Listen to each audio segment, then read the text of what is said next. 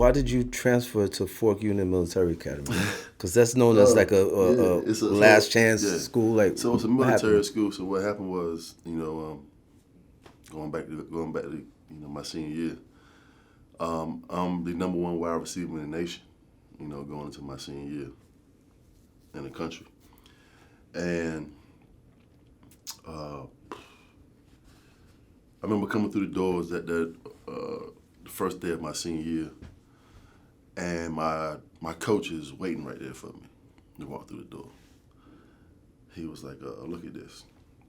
He opens up the book, the magazine, and you have Tim Couch. So these guys you don't know, Tim Couch, maybe LeVar Arrington, and Courtney Brown, Joe Hamilton. All these guys who were, great high school football players. And I was ranked number one in the country. And it was like Parade All-American, Playboy All-American. And my coach was like, he said, but you know what? You can't go anywhere because you don't have any grades. I think going into my senior year, I had a 1.65 grade point average. And I was the best wide receiver in the country. And my coach was like, it don't matter how good you are because right now you can't go nowhere. So I took a trip down to Gainesville, Florida, because I really wanted to go to Florida at that time. And I watched Florida and the Tennessee game. Peyton Manning was the quarterback.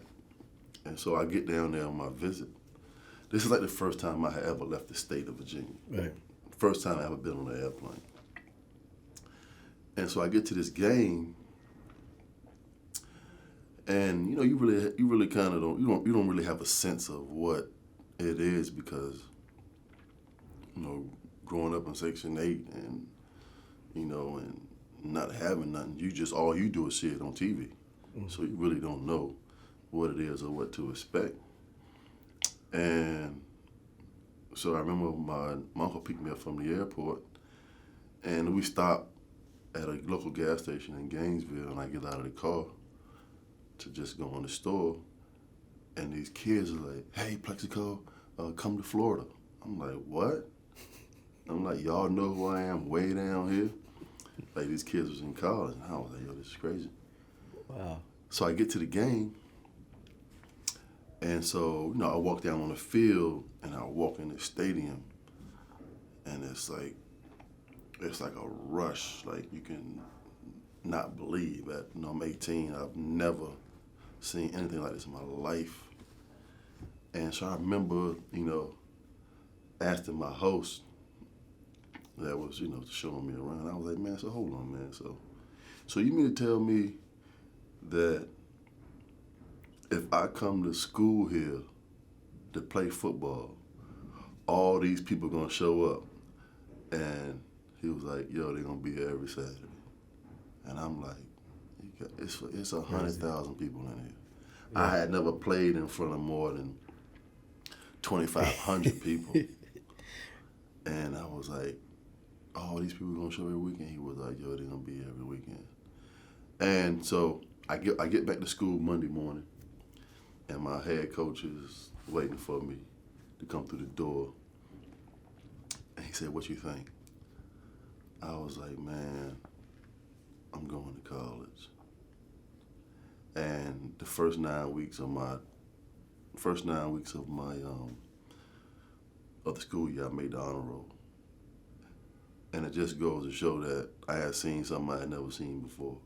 And I made my mind up, and I'm like, yo, you're gonna do it. I gotta get out of here, yo. So you was holding yourself back all that time. Like, you could have been an honor roll student all that time. All you know is what you see, man. You see, guys you grow up with selling dope, getting killed, stuff like that. That's all you see because you don't get out of your environment. Right.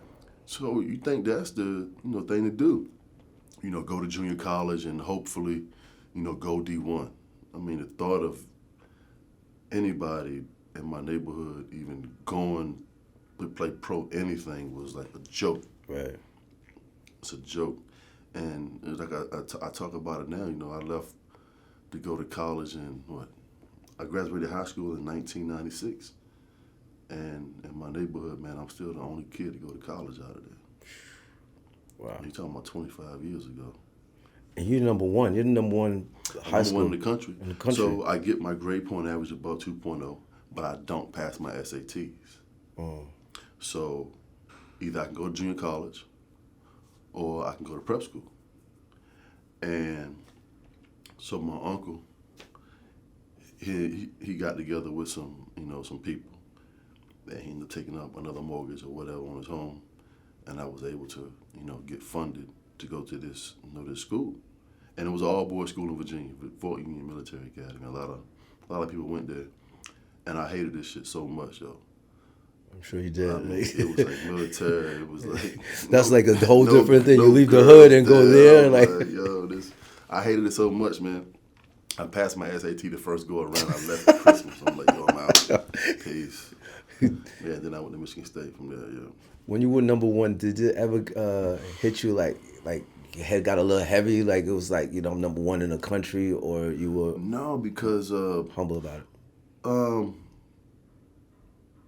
I didn't, I understood it, but then the more and more I started going to these camps, Penn State, Virginia, Virginia Tech, and you start playing amongst these kids, coming up that you hear about. Back then it was only newspaper or magazine, and you start to compare yourself playing against these guys who you read about, and you're just like, man,